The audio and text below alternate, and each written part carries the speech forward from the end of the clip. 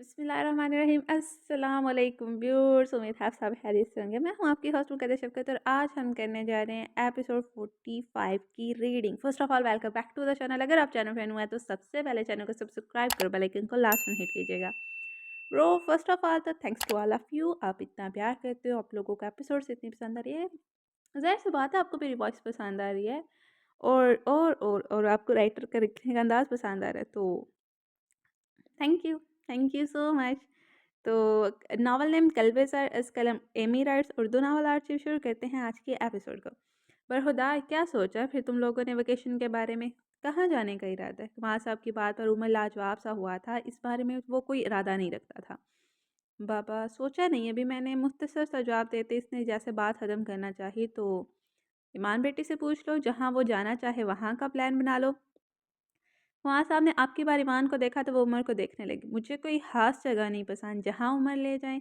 और धीमी सी आवाज़ में मीन बनाई। उमर ने कमाल साहब से कुछ कहना चाहा था, मगर फिल वक्त वो ये सोचकर खामोश हो गया कि पहले ईमान से बात कर ले, अगर इसे कोई एतराज़ ना हो तो फिर वो इनसे बात कर लेगा।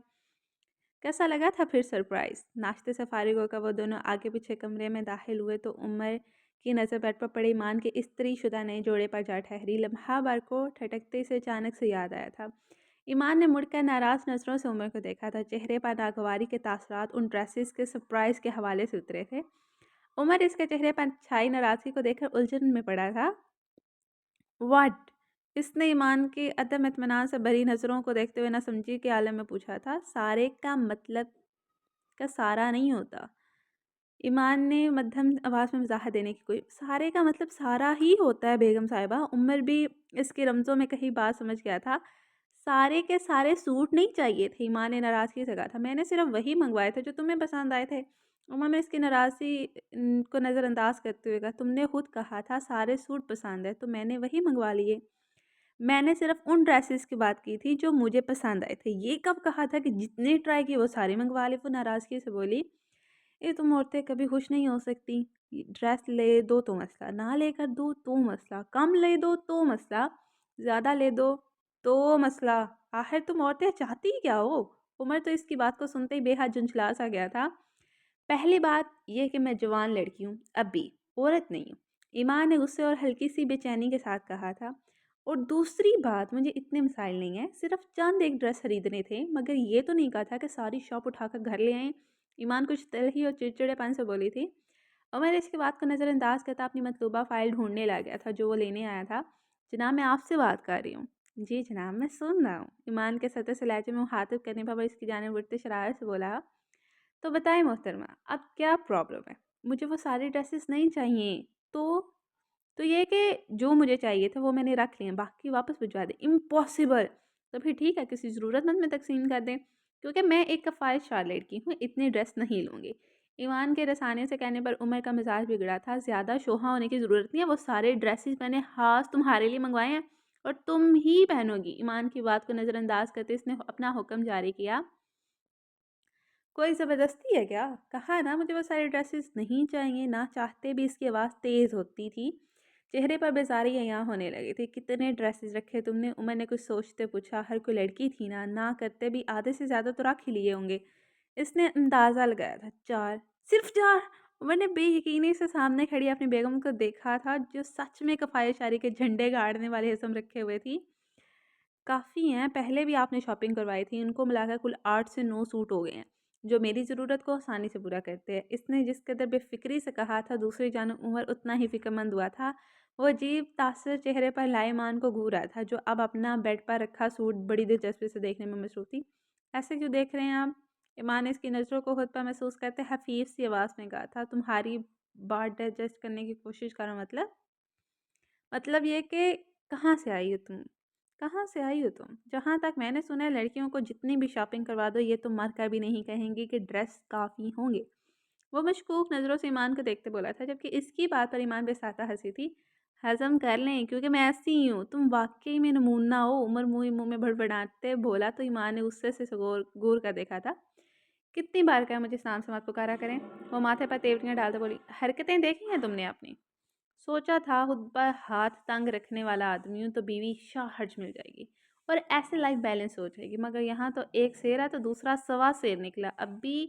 उमर अभी भी अपनी एक जगह जामिद खड़े बेयकीनी से बोल रहा था, मैं आपकी तरह कंजूस नहीं हूँ, सिर्फ किफ़ायत-शार हूँ। ईमान ने मुस्कुराते तंज़ किया था, शौहर की माहाना आमदनी करोड़ों में हो और बेगम कहे कि इसे पूरे सीज़न के लिए 4 सूट काफ़ी हैं, तो लोग इसे किफ़ायत-शार नहीं कंजूस ही कहते हैं। उमर की जवाबी कार्रवाई करने पर ईमान का मुँह बना था, जो भी है, मैं फ़ैसला कर चुकी हूँ, जो मुझे चाहिए थे मैंने रख लिए हैं, बाकी आप ज़रूरतमंदों में बाँट दें, मुझे अच्छा लगेगा। मोहतरमा, तुम्हारे एक ड्रेस की कीमत 10,000 से कम की नहीं है और तुम कह रही हो कि मैं वो सारे ड्रेसेस लोगों में बाँट दूँ। उमर को तो ईमान की बात रत्ती भर भी गवारा नहीं हुई थी। देखा, यही फ़र्क होता है ख्वाहिशा और कंजूस लोगों में।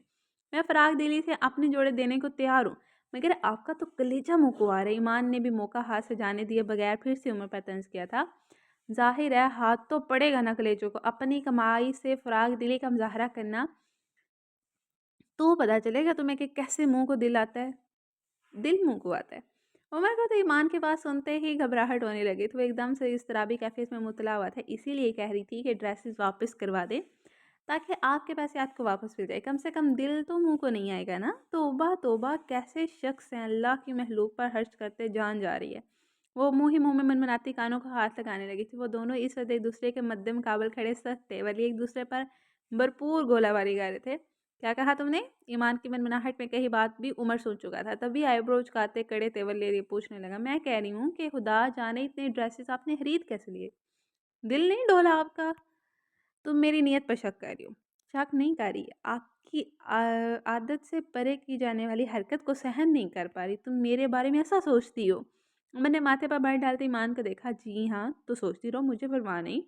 ईमान के इंतहाई आराम से कहने पर वो भी सुकून से जवाब देता वापस ड्रेसिंग पर मुड़ते अपनी मतलूबा फाइल तलाशने लगा, जबकि ईमान लाजवाब से इसे देखती रह गई थी। फिर बिना कोई जवाबी कार्रवाई के ड्रेसेस लेके वॉशरूम में बंद हो गई।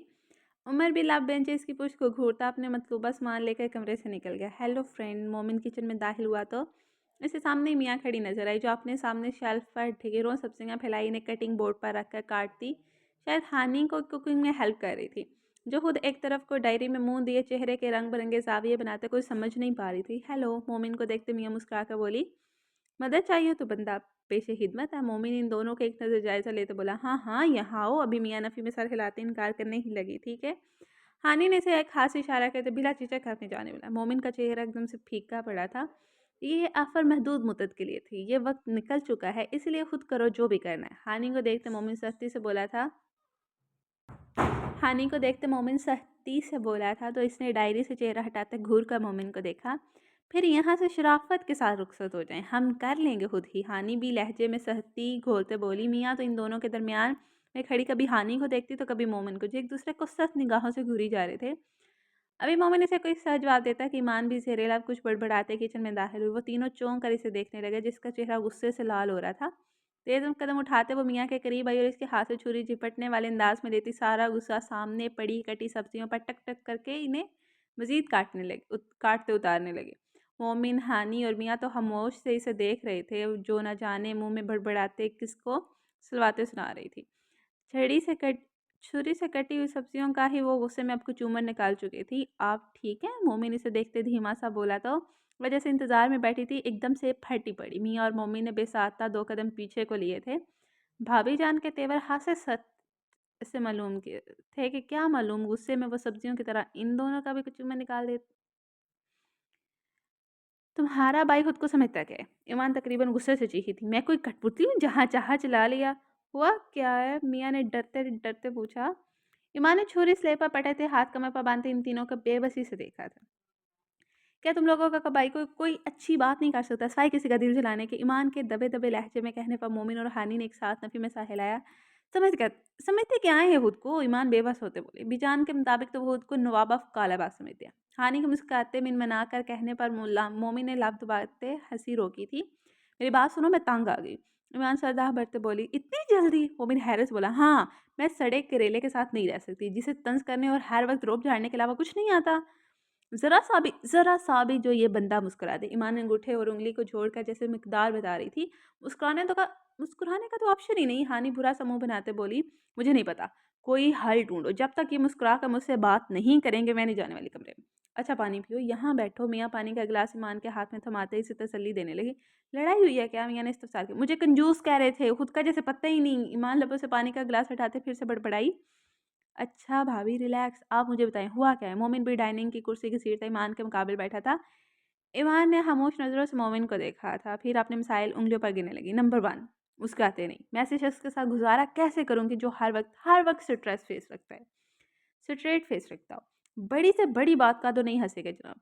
नंबर 2, हर वक़्त अपनी मर्ज़ी। ये नहीं होगा, वो नहीं होगा, यहाँ नहीं होगा, वहाँ नहीं होगा। नंबर 3, ईमान गुस्से से बोलते-बोलते रुकी थी जैसे बात करने को साँस चमका रही हो। तारीफ़ नहीं करते यार, ईमान रुहासे होते बोली थी। मोमिन ने पहले ईमान को हमदर्द निगाह से देखा फिर बोला, ये वो सारी ख़ामियाँ जो शुरू से इनमें पाई जाती हैं। लाइलाज मर्ज़ा भाभी। मोमिन हवा में हाथ फैलाते बेबसी से बोला। अब फिर ईमान मुँह बसौरते तीनों के एक नज़र देखते हुए, टॉलरेट करो। मियाँ ईमान के कंधे पर हाथ रखते समझदारी से बोली थी, कभी नहीं। चलो नंबर 3 और नंबर 2 को रहने दो। तारीफ़ की मुझे ज़रूरत ही नहीं, मैं जानती हूँ मैं बहुत प्यारी हूँ। नंबर 2 भी जैसे-तैसे के हो जाएगा मैनेज, लेकिन नंबर 1 का हल निकालो। मैं ऐसे शख़्स के साथ कैसे रहूँ जो अच्छी बात भी सतासर सजाए चेहरे पर सजाए करता हो। मोहब्बत के 2 बोल अगर गलती से भी बोल देना, तो वो भी बिना मुस्कुराए बोलेंगे। लगेगा ही नहीं कि वो कुछ अच्छा कह रहे हैं। ईमान की बात पर मोमिन सोच में पड़ा था, फिर बेदिली से बुरा-सा मुँह बनाते बोला, ये मुमकिन ही नहीं कि वो मुस्कुरा दें। क्यों मुमकिन नहीं है? वो मुहावरा नहीं सुना इंग्लिश का? Try try again until you succeed. हानि के पूरे एतमादी से कहने पर हाय इन तीनों ने बैकवर्ड देखा था। तो क्या ट्राई करना है? मोमिन ने समझी से हानि को देखा। भाई को हंसाने की कोशिश करते हैं। हानि को इसकी पोंगी पर मोमिन ने लब पींचते इसे देखा था। अगर ऐसे इन्हें हंसना होता ना तो कब के हंस देते। कुछ और सोचो। मोमिन सोचते बोला। वैसे हानि एज राइट। मियाँ ने कुछ सोचते हुए इसकी तरफदारी की तो मोमिन ने चौंक कर इसे देखा था। मतलब कहते हैं जिस शख्स से आप मोहब्बत करते हो वो आपको बदल देता है, और उमर भाई भी तो ईमान से मोहब्बत करते हैं और सब कहते भी हैं कि he is change a lot. तो ऐसे में मुझे लगता है कि हमने बस थोड़ी सी एफर्ट ही करनी है। हंसे ना सही मुस्कुरा तो देंगे ही। मियाँ की बात पर सब सोच में पड़े थे, तो कैसा होगा ये सब, तो कैसे होगा ये सब? ईमान ने मियाँ और हानि को देखते संजीदगी से पूछा, सोचते हैं कुछ, कुछ ऐसा जिससे इन्हें तुम्हें देखकर हँसी आए। तो क्या करूँ, जोकर बन जाऊँ अब? मियाँ के कहने पर ईमान सत्ते लहजे में बोली थी, नो यार, मतलब कुछ ऐसा गेटअप जो फ़नी हो, तुम्हारा कोई ऐसा वक़्त जो इन्हें हँसा दे। मियाँ ने तफ़सील बताई, और ये सब कैसे होगा? मोमिन इसे हैरत देखते हैरत से बोला। चंद पल के लिए सब सोच में पड़े थे। गूगल। हानि एकदम से चहकते बोली तो तीनों ने इसे अजीब नज़रों से देखा। हाँ ना यार, गूगल से निकालो महबूब का हँसाने के तरीके। हानि की बात पर मियाँ ने झिझक कर अपना फ़ोन पास पड़ा फ़ोन उठाया था। क्या यार बच्चों जैसी हरकतें कर रहे हो, कुछ संजीदगी से सोचो। मोमिन चिढ़कर संजीदगी से बोला था, भाभी आप भाई से बोल क्यों नहीं देती कि आपकी खातिर थोड़ा-सा मुस्कुरा दें? आपको अच्छा नहीं लगता इनका इस कदर संजीदा रहना? मोमिन के कहने पर ईमान ने बेबसी से साँस भरी थी। 1-2 बार कहा था कि आपको मुस्कुराते क्यों नहीं? तो कहने लगे तुम सिखा दो। देखा, मैंने कहा था ना ये आइडिया अच्छा है। वो चाहते हुए हैं कि भाभी इन्हें मुस्कुराना सिखाएँ। ईमान के कहने पर हानि झट से बोली थी, तो फिर डन करो, खोलो गूगल और निकालो शौहर को हँसाने की तरकीब। मोमिन भी समझने वाले अंदाज में हामी भरते बोला, और मेरी न्यू रेसिपी? हानि ने मुँह बसोरा, वो बाद में बना लेना तुम। मोमिन ने सकलाई से थामते ज़बरदस्ती साथ पड़ी चेयर पर बिठाया। तुम तो वो तीनों साथ जोड़ते गूगल खोलकर शौहर को हँसाने की तरकीबें तलाशने लगे थे। लिखें क्या? मियाँ ने पूछा। लिखो शौहर को हँसाने का तरीका। ईमान ने इंतहाई संजीदगी से कहा, नहीं इंग्लिश में लिखें, how to make a serious husband laugh. हानि ने टोकते कहा, एक ही बात है। मोमी ने इन दोनों को देखते अपनी राय दी, या छोड़ो इसे, खुद से कुछ सोचो रेयर सा। मियाँ फ़ौरन से फ़ोन रखते बोली थी, आइडिया? हानि फिर से जोश भरी आवाज़ में चिटके बजाते बोली तो सब कान लगाते इसकी बात गौर से सुनने लगे। वो चारों इंतहाई संजीदा से दिखाई दे रहे थे, न जाने वो क्या करने का सोच रहे थे और इसका नतीजा क्या निकलता। तुम मेरे घर पर क्या कह रही हो? उमर जो अपने ध्यान तेज़ कदम चलता दाखिली दरवाजे से बाहर निकला था। इरादा ज़रूरी काम से ऑफ़िस जाने का था। जैसे ही बाहर निकला तो सामने ही पोर्च में दाँत निकालते आकब को खड़ा देखकर इसके माथे पर बाल पड़े थे। आकब इसे देखते बाजू फैलाते इसके करीब आया तो उमर ने लब बेंचे से घूरा। यहाँ पे क्या कर रहे हो? उमर ने इसे देखते अपने अल्फाज दोहराए। चल हट पीछे, अपनी बीवी से मिलने आ। उमर को कंधे से एक तरफ धक्का देते वो अंदर की जा नहीं पड़ा। इसे एक नज़र मुड़कर अंदर जाता देखते उमर ने सामने देखा तो बिलाज मुस्कुराता हुआ अपने साथ एक और शख्स को लिए अंदर दाखिल हुआ। इन्हें देखते ही उमर आगे बढ़ा, वेलकम। इस शख्स के गले लगते उमर ने सिर इशारे से कहा तो वो भी जवाबन मुस्कुराया था। इसे अंदर लाकर ड्राइंग रूम में बिठाते उमर ने गुल से कमाल साहब को बुलाने को कहा तो वो भी फ़ौरन से होकर मानती कमाल साहब के पीछे लाइब्रेरी में गई थी। साहब जी, उमर साहब आपको ड्राइंग रूम में बुला रहे हैं। कोई मेहमान आया है, आपसे मिलना चाहता है। दरवाजे पर दस्तक हुई तो कमाल साहब जो शांत गया, वह स्टडी रूम में बैठे मुतालिया करने में थे। मुतालिया के दौरान पड़ती इस हलर से एक माथे पर चिकने नमूंद आ रही थी। अंदर आने की इजाज़त दी तो गुल दरवाज़ा खोलते ही किसी रिकॉर्ड टेप की तरह बोल पड़ी थी, मैं आता हूँ। कमाल साहब के मुख्तसर कहने पर गुल वहीं से पलट गई थी। कमाल साहब एक किताब वापस रैक में रखते इसके पीछे ही बाहर निकली थी। ड्राइंग रूम के करीब पहुंचे तो इन्हें अंदर से खुशगवार माहौल में होती आवाज़ सुनाई दी। सब लड़के बातों में मगन थे। इनकी बाहर आती आवाज़ों से ही कमाल साहब अंदाज़ा कर चुके थे अंदर कौन कौन मौजूद था। जैसे ही वो आहिस्तगी से अंदर दाखिल हुए, सामने उमर, बलाज और आकब एक साथ बैठे थे। इनके साथ एक और शख्स भी था जो कमाल साहब को देखते ही उठ खड़ा हुआ था। सैफ अली। कमाल साहब दूर से ही इसे देखते जोश से मुस्कुरा कर बोले थे, अस्सलाम वालेकुम। इसने अदब से आगे बढ़ते मुसाफे के लिए हाथ बढ़ाया तो कमाल साहब ने मुस्कुराते इसका हाथ थामते इसे झटके से सीने से लगाया था। कैसे हो लड़के? मैं ठीक, आप कैसे हैं? इसने मौदबाना अंदाज में हाथ बांधे मुस्कुरा कर कहा। बैठो। कमाल साहब ने इसे बैठने का इशारा किया और ख़ुद भी इसके साथ ही बैठे। उमर, मेरा बेटा आया, कोई खिदमत का इंतज़ाम करो। नो नो अंकल, मैं ठीक हूँ, ज़रूरत नहीं है। कमाल साहब के कहने पर जहाँ उमर अपनी जगह से उठा था वहीं शख्स ने मुस्कुराते कहा। कमाल साहब ने इसे नज़रअंदाज करते हुए उमर से मुखातिब हुए थे। जाओ उमर बेटा, माँ से कहो अच्छा सा दावत का इंतज़ाम करें, और हाँ, हमारी बेटी को बुलाओ। उमर सर हिलाता कमरे से निकला था। इस शख्स ने कमाल साहब को तो शक्कर भरी नज़रों से देखा था। अब ठीक हो तुम? कमाल साहब ने सरता पैर इसका जायज़ा लेते फ़िक्रमंदी से पूछा था। वो मुस्कुराता सर पर पुरइत्मीनान अंदाज में हिला गया था। उमर माँ को दावत के इंतज़ाम का कहते हुए कमरे में दाखिल हुआ। वो सामने ही मान से टाकरा हो गया जो शायद कमरे में बाहर जाने लगी थी। उमर को देखते इसने हबकी से नज़रें मोड़ी थी। आओ बाबा बुला रहे हैं तुम्हें। उमर आंखों में मुस्कुराहट सजाए इसे देख कर बोला तो ईमान चौंकी थी। मुझे क्यों? नीचे चलो, पता चल जाएगा तुम्हें। उमर की बात को सुनते ईमान इसे भगोड़ देखते कुछ सोच कर इसे साथ चल पड़ी थी। अभी भी मूड ठीक नहीं हुआ था तुम्हारा? सीढ़ियाँ उतरते उमर ने ईमान के कड़े तेवर देखते कहा जो इसे बिल्कुल भी लिफ्ट नहीं करवा रही थी। जी अच्छा, सॉरी, मजाक कर रहा था यार, तुम इतना सीरियस क्यों हो जाती हो बात बात पर? उमर ने इसकी कलाई थामते प्यार से कहा तो ईमान ने नाराज नज़रों से इसे देखते फिर बोली थी, मैं क्या सोचती हूँ, इससे आपको वाकई कोई फ़र्क नहीं पड़ता। वो शायद सुबह की हुई लड़ाई में कही जाने वाली उमर की बात को दोहराते हुए सवाल कर रही थी। ऑफ कोर्स पड़ता है जान, सिर्फ मजाक कर रहा था, जैसे तुम चाहोगी वही होगा। बेशक सारे ड्रेस उठा कर दे दो, आप मूड सही करो अपना। उमर इसे तसल्ली देता अपने बाजू इसके कंधे के गिर डालता इसे अपने करीब कर लिया था। हम रूम में नहीं हैं, उमर कोई देख लेगा। ईमान इसका बाजू अपने कंधे में से हटाते हल्की से बोली। अलबत्ता इसके सॉरी कहने पर इसका मूड कुछ बेहतर हुआ था। तो मेरी बेगम है आप? फिर उमर से बाजू इसके गिर डालते बोला था। कहाँ है बाबा? लाउंज एरिया हाली देखते ईमान फिर से बोली थी। ड्राइंग रूम में। ड्राइंग रूम में? ईमान ने हैरत से उमर को देखते दोहराया। उमर इस बात में सर हिलाते इसकी कलाई थामते इसे अपने साथ ड्राइंग रूम में ले गया था। जैसे ही वो झिझकते कदमों से उमर के संग अंदर दाखिल हुई तो इसकी पहली नज़र बलाज पर पड़ी। फिर इसे होती साथ बैठे शक्ल से घोरा नजर आते आकर पर पड़ी और फिर कमाल साहब का अपनी जाने मुस्कुराता देखकर इसका चेहरा तजस्सुस से एकदम हैरत में बदलता स्पार्ट हुआ था। कमाल साहब के पीछे खड़े शख्स को देखते इसे अपना वजूद एकदम से सून होता महसूस हुआ था। नज़रें एक ही चेहरे पर जम सी गई थी बिना पलक झपके। वो सामने नजर आते चेहरे को तकती जा रही थी। इसके दिल की धड़कन एकदम से सूख पड़ गई थी। सांस लेने की कोशिश की मगर इसे अपने गले में तंगी सी होती महसूस हुई थी। उमर ने इसके गिर्द बाजू डालते इसे अपना सहारा दिया था। जैसी हालत ईमान की हो रही थी मुकाबल की भी इससे मुख्तलिफ ना थी। वो भी नम आंखों से ईमान को देखता था। माहौल एकदम से सर्द और खामोश सा हो गया था। हर कोई संजीदगी से इन दोनों को देख रहा था जो इर्द गिर्द से गाफिल हुए एक दूसरे को मुजस्समा बने देखे जा रहे थे। ईमान ने कुछ कहने के लिए लब खोले मगर हिम्मत न कर पाई। मुकाबिल खड़ा शख्स हिम्मत करता चलकर ईमान की जानिब कदम घसीटते बढ़ा था। इसे अपने कदम मन मन के होते महसूस हो रहे थे।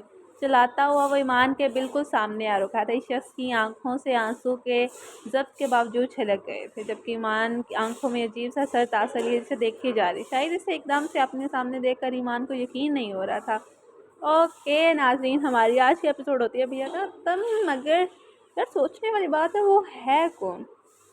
है सोचने वाली बात है ना, वो है कौन? ईमान उसे देख ऐसे स्पॉट क्यों हुई और वो उसे देख के जम क्यों गया?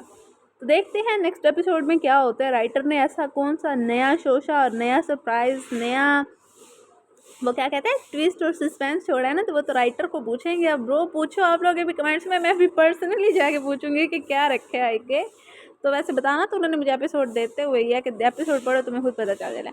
तो मिलते हैं नेक्स्ट एपिसोड के साथ। और हाँ, अब मैं करूँगी आपके कमेंट्स रीड, जो कि मेरा मोस्ट फेवरेट पार्ट है। तो चले करते हैं कमेंट्स को रीड। चलें जी, सबसे पहले तो thanks to all of you कि आप लोग कमेंट्स करते हो, मेरे लिए यही बहुत है, आप अपनी राय देते हो। तो सबसे पहले क्या समरीन रिश्ती ने किया कि ज़बरदस्त, थैंक यू डियर।